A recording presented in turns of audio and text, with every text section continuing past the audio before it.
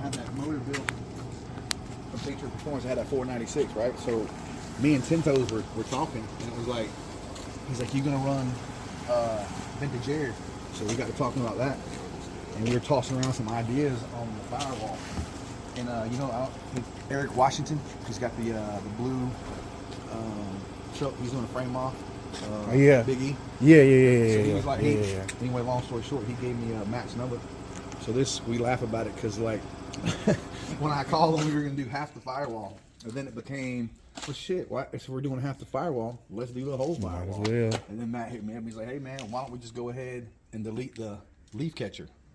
So if you notice, oh damn, it is gone. Got the whole firewall bead rolled. And if you look up here, you know, usually you have the leaf catcher in there. Yep. So that's all been deleted. It's got some pollen on it, yeah.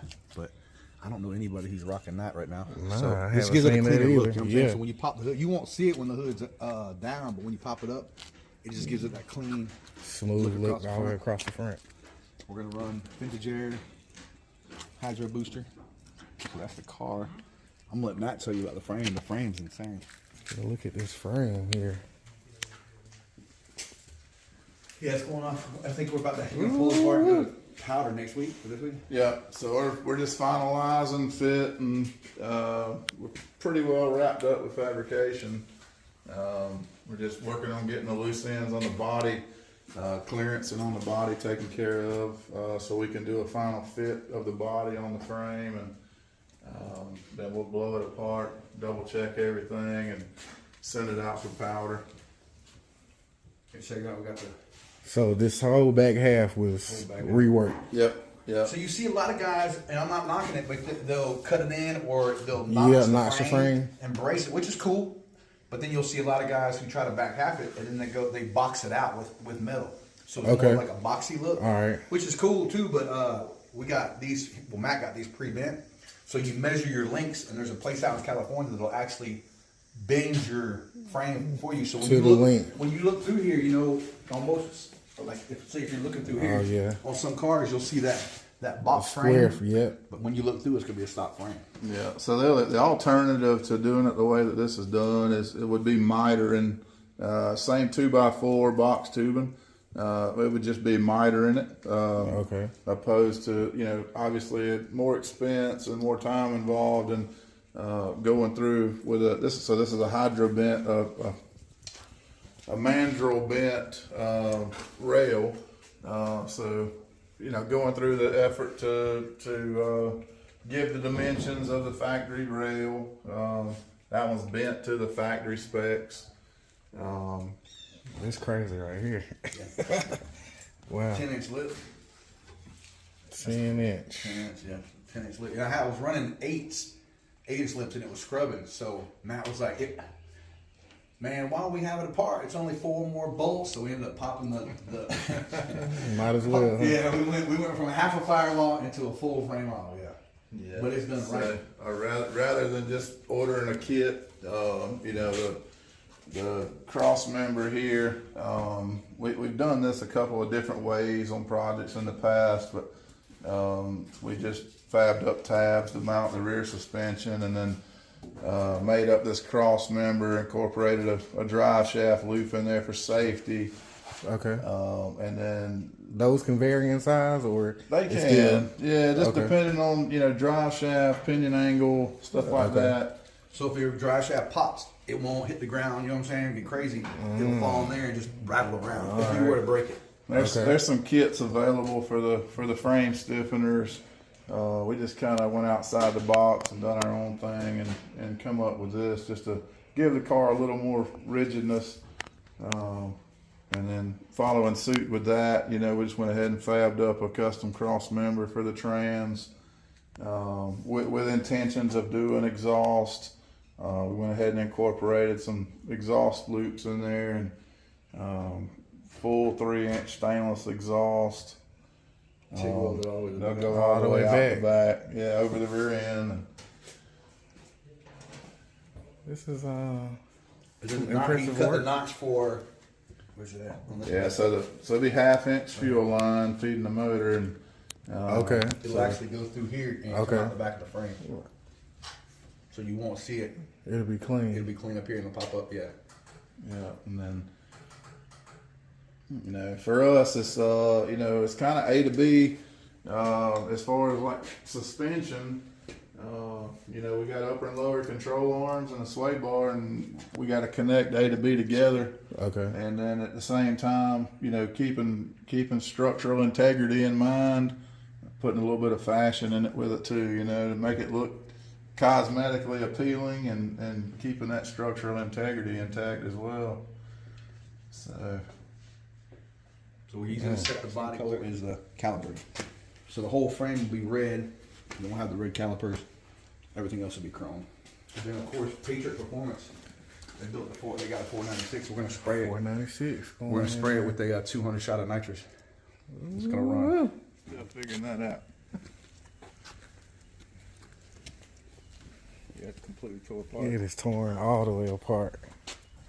Came in for half a firewall and ended up framing out. You notice we did that. He's already hooked up so I didn't want, you see a lot of people who have the buttons. Yep. I'm trying to keep the interior as OG as possible so you can actually order this kit so it looks like the old school kit, push button. Right. Matt fabbed up this plate. So this will be the vintage area. So it'll have new AC, but obviously it looks like, you know what I'm saying? I'm trying to keep no LEDs, no nothing on the side, just straight OG as possible. Yeah. And then on the back, he's starting to tell you, this is Matt's thing right now. So he's going to, pretty much we're trying to get it to lay to where the glass won't hit.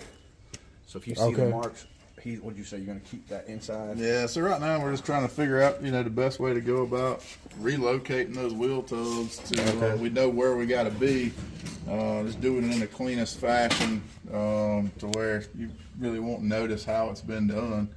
All the body lines will match back up and, there again, keeping the structural integrity of the hood, the deck lid hinges, the mechanism with the convertible top and the headliner and everything will still work as it should.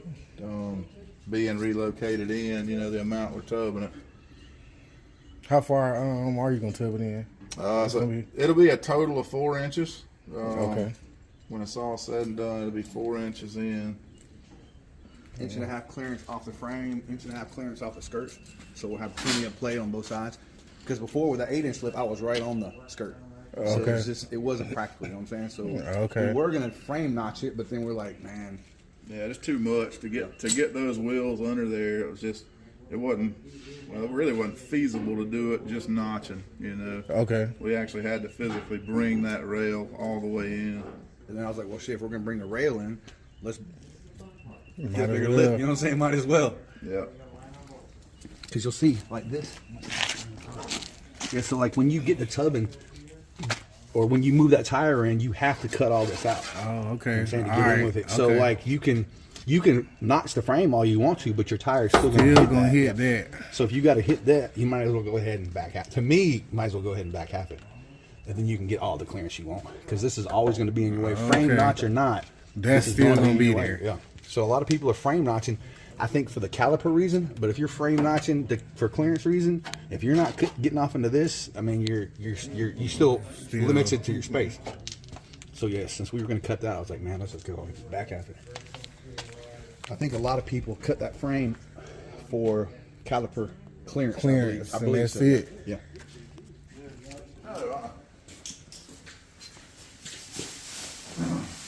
So of course Matt, in his getting to the business was like, hey man, while we're here, why don't we go ahead and do a radiator support? Oh wow, look at that. Alright. So he fabbed that up.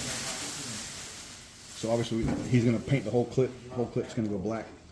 And he's gonna do gloss black or satin. I'm gonna do it gloss. Yep.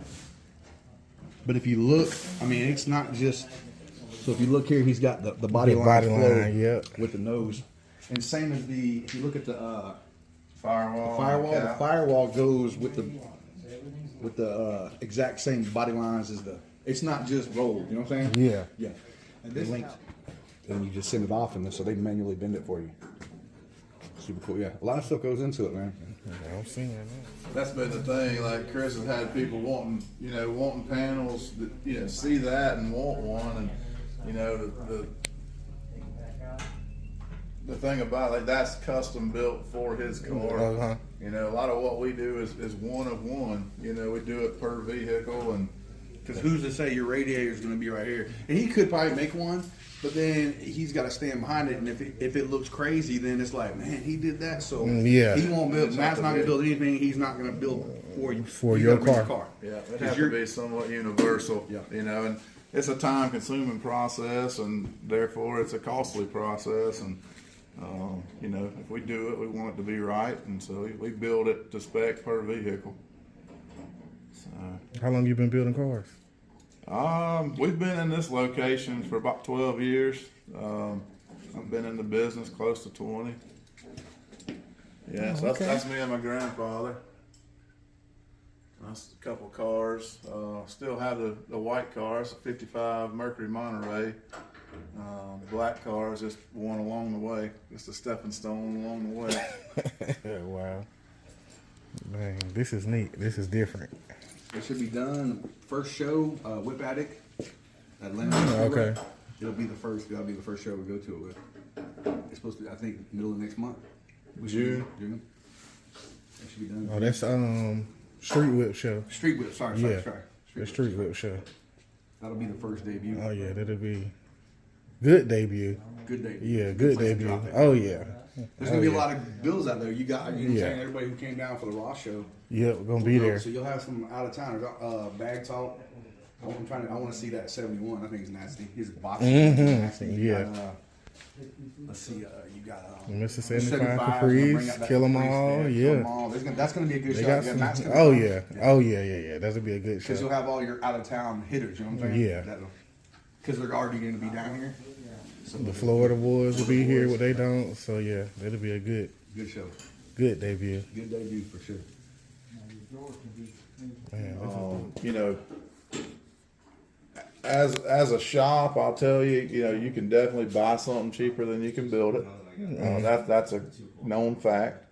But the reality is, we see it more times than not. You buy, even a $60,000, $80,000, $100,000 car, it's a beautiful car. You really don't know what you're getting until you get into it. You could be buying a really good car. It's a good scenario. You get a really good car. You could be buying somebody else's headache. Okay. Whether it be electrically, mechanically, 2 or 3 years down the road, they covered up a lot of stuff with pretty paint. Yeah. It starts coming back on you. So there's a lot of back and forth between investing the money and building a car. Building a car isn't for everybody. Everybody doesn't want to be involved in building a car. Some people just got the money. They want to just buy a car, go ride and enjoy it. That's cool. That's their personal preference. Some people enjoy the journey of building a car, personalizing it, building it to their spec, the way they want it. At the end of the day, yes, it's an investment, but you have exactly what you want when it's completed. You have exactly what you want. You buy a car, you can buy one that's pretty close to what you want, but you didn't design it and put your personal touches on it from start to finish. Now, how much personalization is too much on a car? Like, as far as when it comes to reselling down the road and stuff like that. So there's because for me, I don't want to just necessarily put my name all in the car. You see what I'm saying? Right. So how much is too much? There's a couple of reasons you build a car. And I'm going to tell you this because it's the truth. You have sentimental reasons. Granddaddy had a 55 Bel Air. I want one because my granddaddy had one. Or you're passionate about a 55 Bel Air. Even a 55 Bel Air. 55 Bel Air is a great car. Real good money car. It's a valuable car. It's going to hold value. I wouldn't influence you to go find a 55 Bel Air and bring to me, and we do a full build on the car for you to turn around and sell and make a profit on. It's not going to happen. Okay. You build that 55 Bel Air because it's sentimental. A lot of times we see customers that had one when they were growing up, sold it, raised a family, raised their kids, worked a job, retired, done well for themselves. They wanted to relive their youth, and they build that car to do that. But as far as like from my personal perspective, how much personalization is too much? It depends. At the end of the day, it really depends on what your intentions are with the car. Okay. You know, if you're building it to, you need to design your build pattern off of what your intentions are. Okay. You know. Okay. If you're gonna sell it, if you're gonna try to turn a profit, I wouldn't personalize it at all. Just build you it. want to build it to somewhat of a universal platform, Okay, to where it's alright. gonna appeal to the public. The You know. masses, okay. But me personally, with my personal vehicles, I don't build them myself, so I personalize them to the Okay. max. I want Okay. everything touched. I want everything All custom. right. But, Okay. it really just depends on what you're gonna do with it, you know. The Tri-5 stuff, there's so much you can do, so many options. Drivetrain options, if you want to go, Gen 1 small block, LS, LT, just a Whatever. lot of personal preferences. Okay. Factory chassis, aftermarket tube Okay. chassis, suspension, steering, brakes. We kind of have a general build sheet of what we like to do, but ultimately the customer, I influence the customer to build what they want. You got a nice shop. Appreciate You it. guys doing some major work. Yeah. Because this is definitely next level. I mean, I paid a pretty penny for it, knowing, and because I didn't want to go through all the BS, you know what I'm saying? Yeah. So yeah, I paid a pretty penny for it, but it's like,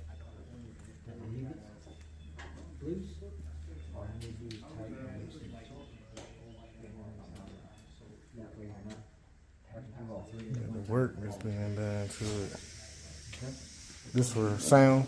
It is sound, for insulation. Oh, it look like everything been reworked, Yeah. fabricated on here. Yeah, so 57 Bel Air. It's gonna be a family ride. We've done the chassis work, full air ride.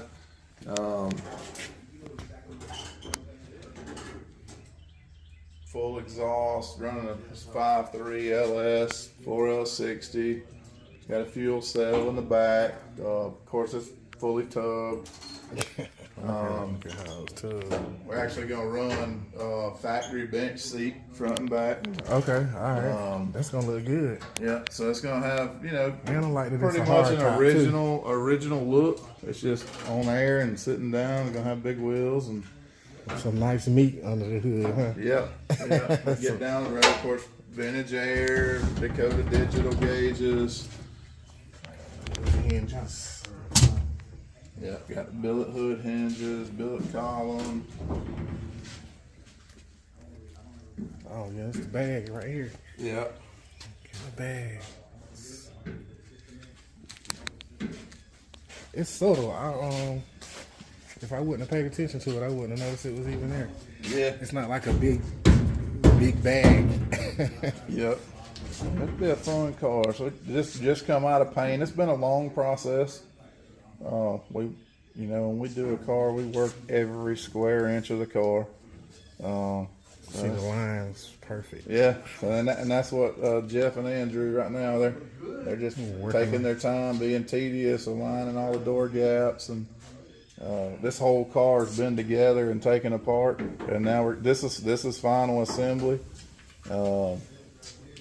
So everything's been together and gapped one time, multiple times. But we're just that's a tedious part of the process. You're dealing with painted parts and having to be careful and not to chip and scratch paint. So. Is it best to do it? Why would you wait? Why would you paint it and then do this? So everybody has different preferences on how they do it. Okay. You know, and even sometimes in our case, we'll do it in different ways. Sometimes we'll trim the car out and then paint it all together. Okay. If you pre-fit the car and you got good gaps, everything goes well, you can paint it, put it back together. The reasoning for doing that is you don't have any overspray. Everything's covered well. All the nooks and crannies in the jams, and you know, there's several ways you can do it. None of them's right or wrong. You know, it's just ways to go about doing it. Every project's got, you know, a different way we make method. Yeah. When you put the vintage air in, you lose the glove box. So I'm gonna show you. Oh, okay. So I'm gonna show you the glove box you made. So I'll still have my glove box. Man. Yeah, so Vintage Air doesn't make a kit per se for this particular car. So me and Matt, we actually fabbed up the brackets to mount the evaporator under the dash. I think as Chris told you, the control panel over there, it's a universal control panel, but it kind of mimics the original control panel. So we just made a panel that bolts in the factory location to house that control panel. And then, as Chris said, generally, when Vintage Air does make a kit for a car, they'll provide you with a glove box. Well, being that this car, they don't make a kit for it, it takes up a majority of the factory glove box. Therefore, you can't use the factory glove box. So Matt over there, he actually templated out and he fabricated this glove box from scratch. It's this guy's work right here. Yep. Of course, he's gonna put, you know, the felts in it that make it look like the old school. Right. Yeah. So it'll be upholstered. It'll look just like a factory, and it actually installs in the factory location, factory hardware. So that way, you know, it doesn't hold a lot, but it's the little thing. Yeah. You would toss a pen or two. Yeah, registration. So when you pop the glove box, you don't see the Vintage Air. Yeah, you know what I'm saying? So when you pop it now, you're gonna see the glove box. Just little shit, you know. Yeah, just details, man. And that's what we harp on is the details. Try to make something that, you know, this doesn't exist, so we want to make it to where it looks like it was supposed to be there. Right. And at the end of the day, we don't want people to see what we've done. In the respect that we want them to figure out what we've done, because it looks so close to factory they can't really see it, you know. Oh man, wow. How'd you put that Vintage Air in there and use the glove box? Yeah, well, man, we fabricated a glove box to suit the need, you know. Same thing with the firewall. I mean, obviously the firewall is far from stock. But once the body's on the car, engine's in, you know, front clips on, all the modifications we done, you would have to have two cars side by side, a stock one and this one, to really compare to see what we changed. So you get up here. So like this, what was it? This line, wasn't it? Is what you kept. Yeah. So in the factory setting, the firewall comes up. It actually comes out at about a 30-degree angle, out about 3 more inches. So your firewall is actually out here, and your leaf catcher and everything's up here. So Chris called me up and said he didn't really have any concerns with the windshield wiper motor. That's gone. Yeah, so the windshield wiper motor mounts over here, which was vital to the firewall coming in that way. All right. When he brought that to the table and we took the windshield wiper out of the equation, I said, you know, man, we could take and just cut this cowl completely out, and that would enable us to do a completely flat firewall. And this bead here, so this is factory. And then as you follow this line, you can't tell where we started and stopped. So we actually created this line to match the factory line there. Oh, okay. Oh yeah, see. So yeah, so this is all this. Yeah. So if you pop a hood, you're gonna see this on most people's cars, but it's factory. But they're gonna have the leaf catcher. Yeah. And then once it's finished, we'll actually come back. So in the factory setting, starting right here, you'll have a rubber that comes around, Okay, which is all a right. hood decal seal. Okay. We'll put that back, so it'll be in a factory hood decal seal, which will make it that much more, difficult to really tell what we've done and how we've done it. It would have been. That would have been nothing I would have pointed out seeing the car. Yeah, you about would have to have two cars really sitting, Because a lot of people are stopping right around. If you see them, they're stopping like right here. They don't want to get into that. Because from here to here, that's a whole nother story. Okay. This isn't so bad. They sell kits that come to right about here. Yeah, So okay. you see people chopping it because people who go from the old AC compressor to the vintage air, obviously the holes, you know what I'm saying? You got to buy Yep. that plate. And I was going to plate it. And I was like, man, that's going to look janky. So I was talking to OG Tintos. He was like, they make plates, blah, blah, blah. And then, like I said, I ran into Eric Washington. He's like, dude. And of course, it just got, ended up being a full firewall. But yeah, a lot of people don't want to get past here. Because then the shit starts getting serious, you know what I'm saying? And Matt was like, let's blow it out. Let's take that. So it's been, like I said, it started off as a half a firewall job and it's turned into, You're doing a full-on build. Yeah. But I mean, like in a timely manner, you know what I'm saying? So like, this isn't taking what we've had it. I mean, and we've been adding to it the whole time. So what, we're 5 months total? Yeah, we're a few months in. Yeah. So what most shops are doing in 2.5 years. Yeah, I'm doing it. I mean, because when you bring it down, so he schedules you out. You know what I'm saying? Everything's ready to rock. There ain't no downtime.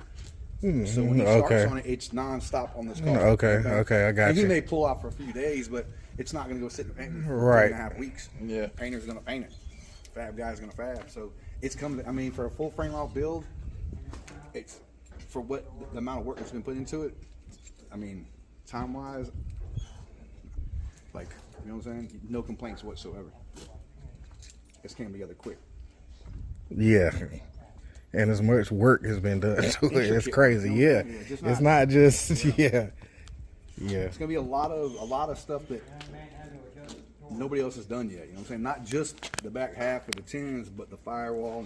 So I just want to do something different. You know what I'm saying? A lot of people are just copy and pasting. I was like, dude, I wanted this to be one of one, and he created one of one. So happy with it for sure.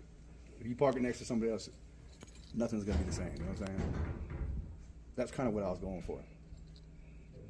Wow. Just the whole Bottom side welds, make sure everything's welded out and dressed, and the frame. So obviously the frame's going the exact same as the calipers, but this right here was driving me crazy, right? So it just dulls. So we're gonna go ahead and get his. I'm gonna get his powder coater to go ahead and shoot these. What is it? Chrome illusion.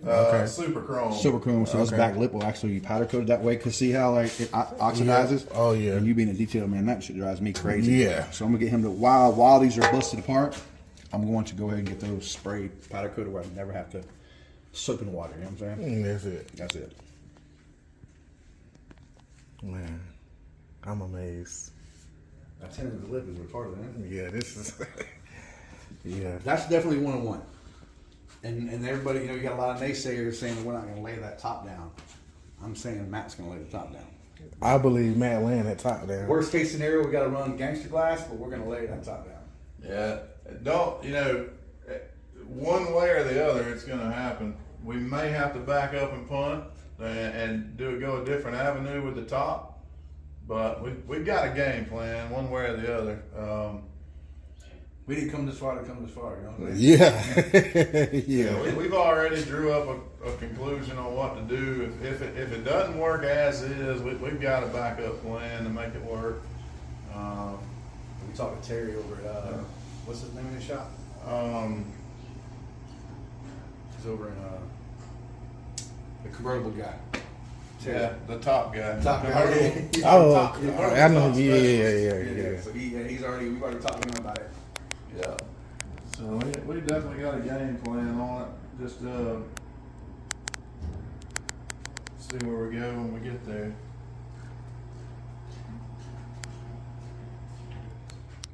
We make up our own fuel system, brake system. We've been on our own hard lines in house, and make up the brake system.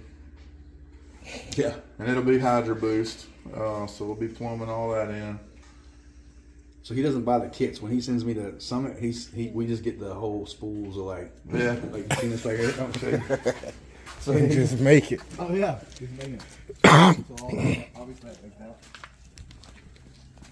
Yeah, there's nothing. He does everything off of like spools. So Oh, okay. everything's hard. You know what I'm saying? Everything's hardwired. Hard lines. This is everything related to paint. Paint shop. Everything's in house. Everything is in house. Look at that. This to the Bel Air? It is, yeah. That's just some of the parts. They just kind of grab the parts piece by piece and Oh, okay. going on the car with them, yeah. Oh, look at that. This is wild. That is all metal work goes down right here. So like this truck here, it's obviously in process, but we put front lower cowl panels, rocker panels, floor pans, cab corners. Done a good bit of metal work to it already. You want to check out the metal work? Metal work. Did you make the dash? No, it's all stock. This truck's going back all stock. Just a basic restoration. Okay. Chevy small block 327. Just to put it back as it was from the factory. Yeah. Just some of our specialty tools that we use to do fab work with. There's a bead roller right there. You see how he rolls the beads? Yeah. On that blue machine right there. That one. Yeah. So you can drop a piece of metal on it, tighten down the wheels, and that's how you roll your. Roll it down. That's actually how it. So you draw it out. Well, Mac draws it out on a piece of paper. That's probably my old firewall, huh? That's a firewall. I don't know. So he'll take that, he'll template it out on your car, cut that out in the middle, and then he comes over here And roll it. roll. So that wheel's got to stay on these lines. Yeah. Okay. Drop it. It's got an array of different dies for different shapes and sizes and. And this what, for panels? Yeah, so that's an English wheel. So generally we'll beat a panel out, then we'll shape it in. This is a plenishing hammer. We'll rough it in with the plenishing hammer, then finish it out. The English wheel refines all the imperfections in the metal and gets it smoothed out. Bead roller, turret punch we use daily. Just a glorified hole punch, but Okay. it's on a carousel with an array of different hole sizes. So you get like for your vintage air. Oh, You yeah. go ahead and punch out the holes. Okay. That way it's just Oh, okay. You know what I'm saying? Yeah, so we save a lot. This is a small portion of what this over the years stuff we've done. I'll save and repetitive vehicles, 69 Camaro, 72 C10s, Okay. stuff that we just do a lot of. I'll keep those patterns for so we can duplicate. It takes a lot of time to sit down. I think that's actually a C10 firewall, if I'm not mistaken. Okay. That template. Oh, yeah.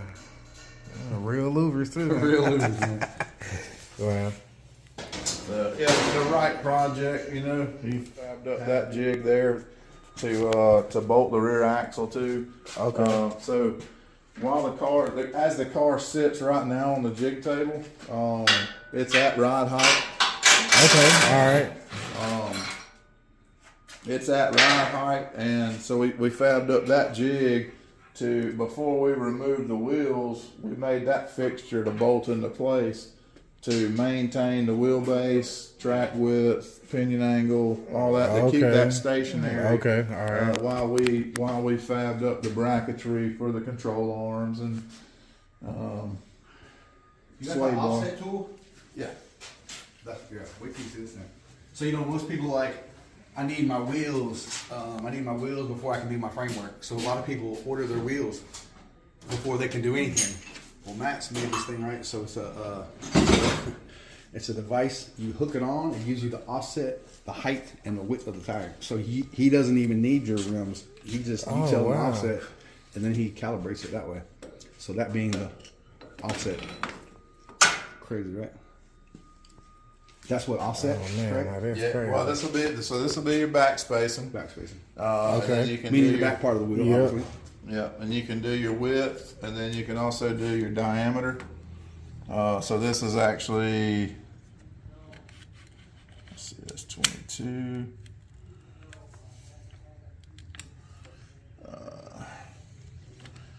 Let's see. I had this thing So that does away with you needing the wheel. You know what I'm so you saying? can actually retract those in and out. That'll give you your diameter of the wheel, your back spacing and offset. That was a tool that a couple of projects ago we done some custom 3-piece wheels on a 70 Chevelle, and a lot of the tools so they make one that's plastic that does the same thing. But the really nice tool that they do make for doing this requires you to have a tire. And it clamps to the tire and clamps to the wheel. I said, well, you know, if I got a tire, I'm halfway there. Like, I pretty much know what the wheel needs to do at that point. So I actually got with my dad. We sat down and designed this, and he fabricated this tool to use for that. So Wow.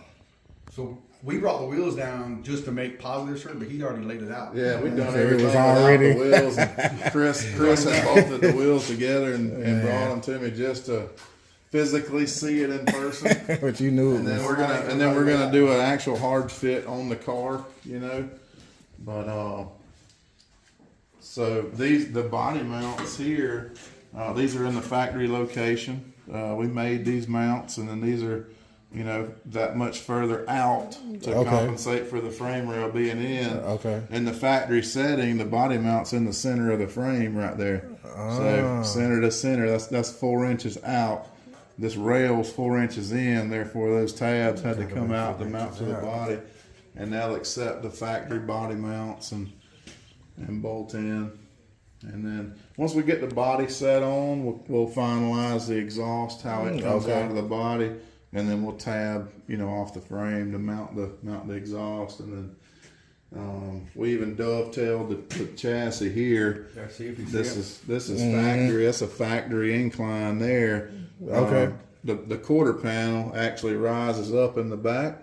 So dovetailing this back, the frame rail follows the same line as the quarter. If you would have kept that, you would have seen it. So he literally cut it, and then it goes from like a 3. So it goes from 4 to 3. And then one thing we still have to do once we set the body is we're going to remount the bumper. Being that we brought the rails in, that's going to be a total of 8 inches. We'll just refab new bracketry for the rear bumper, so it'll bolt back up. There's a lot of thought going into this. For sure.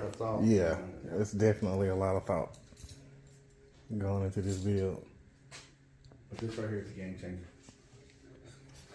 Yeah, changer. yes. Incorporated some tow hooks. Chris wanted some tow hooks put in. Oh, you got some tow hooks? So, you know, Bagtop's got them on his. So I was watching his build. You know, he's got the so I can hook up. I don't have to hook to the frame. I don't have to. I'm sorry, to the wheels. I can hook straight to the hook. Straight to the hook. Makes it strapping down so much easier. Yeah, you ain't got to worry about your I stole that wheels. from Bagtop for sure. Yeah. Oh yeah, you ain't gonna worry about the wheels. Nothing. Yeah. Because before I used to hook into the frame, I was like, man. Oh, that's another one. You got both sides.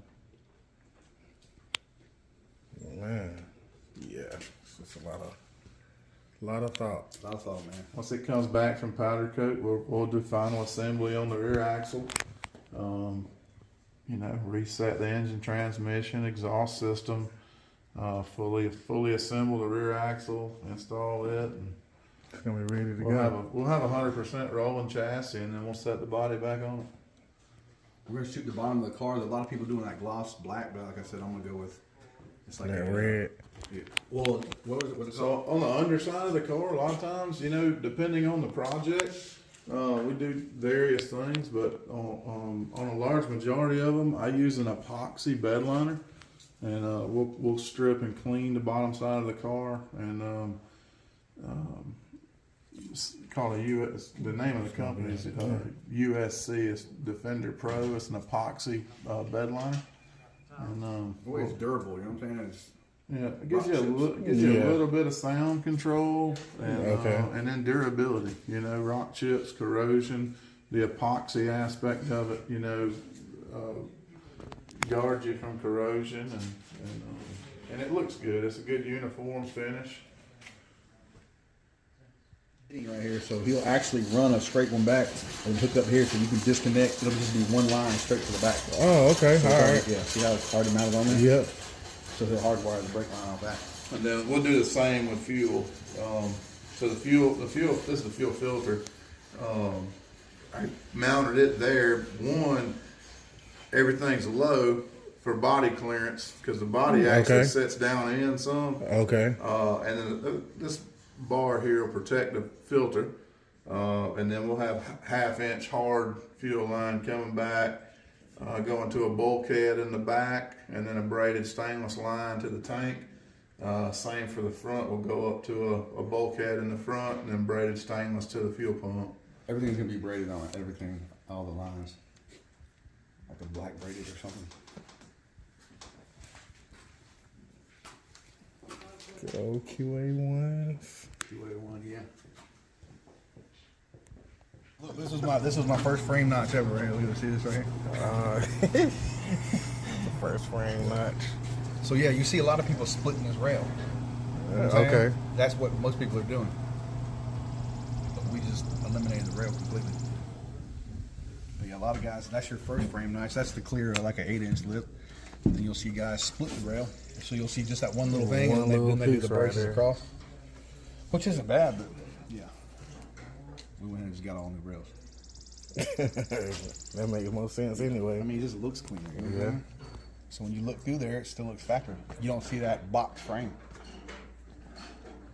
The old cross. We actually did consider keeping that at one point early on, just to give it that OG look. You know. Okay. I mean, I could duplicate this and make it look like it hadn't been done. You know, if you wanted it that way. You know, as far as like retaining that cross member, and without all the tube work and stuff, and make it look where the 72 we done, it looks stock. When you look under it looks stock. But I think me and Chris kind of mutually agreed, you know, he liked the tube work and just wasn't really going for that original look, you know, just kind of wanted that custom look. And you know, there again, going back to strength and aesthetics, this kind of complements both sides of it. You know, it's definitely got the strength factor. Yeah. And then it's got the aesthetics to go with it. Yeah. You won't see a whole lot of this. You won't see a whole lot of tubes, you know what I'm saying? Frame rails. 50 grand. I looked up the bender. Yeah. 50 grand. Did you get the bender? Yeah. The same bender that guy uses is 49 and some change. I tell you one thing though, to complement that rear end, it's a 35 spline axle, so that's a good thing. You know, stock 9 inches 28 spline. An upgrade would be a 31 spline, and then a 35 is like Mac Daddy. Yep. So that's what Tim told me. If it's a 35, yeah, Tim's the one who told him what to do with the spline. okay, I guess yeah. transmission, or you know all that. Matter of fact, there it is over there. So I hated to do it. I know they only had like 100 miles on them, but I cut the axles, and the reason being so that I could put He took 3 trucks pretty much. I'm gonna let him tell you though. But the door, obviously, you know, the door handle's usually on the outside. So he has turned this truck into an extended cab with a door going forward. Yeah. With a suicide door. With a suicide door. Yep. And then the back glass is usually flat. And So it's he's curved. done the metal work to curve the back glass. Yeah. This will definitely be a 101. He's got twin turbos in there right here. Twin turbo car. Yeah. This is his personal. Obviously, he never has time to deal with it because he's doing other stuff. It's a Chevy? Yes. Yeah, GMC. Yeah. Wow. But yeah, like the metal work, like you can see how he, Yeah. like all this. Get up in the inside with the hole, so that if you want to see louvers, there's where you, the American has a louver machine. Mm-hmm. So check out the louvers he's done now. Oh, he put louvers in it. So this is, he took three trucks and made 3 bodies and made 1 truck. Man made 1 truck. See where the split is Yeah, right here. Yep, so he's made an extended cab. You'll never see, that's not ever happened in life on a buddy. Man. 69. 68. That's a 68. Yeah. Nice. It's nice. Convertible. Everything's touched. Damn, we did a frame off on the bug. Frame off. The guy had the customer literally has brought him like 4 different bugs, and he has had to piece it together. So every piece has come off a different vehicle. You know, they're working on the motor now, but Terry, that's who it was. Terry at Top Line did the top. But other than that, paint, dash. Man, look at this. That's a frame off. Yeah. We did a frame off on the bug.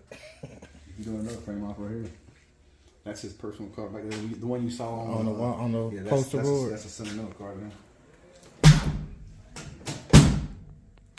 Frame off here. Man. So he doesn't just stick with one car. I mean, he'll frame off Anything, yeah. This is a variety of vehicles. correct. Needs to be said.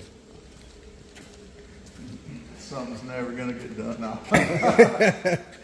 So it's a 54 GMC pickup that we cut and stretched and made into a full 4-door crew cab. Pretty much every piece of this truck's been touched. The objective was to make it into a 4-door.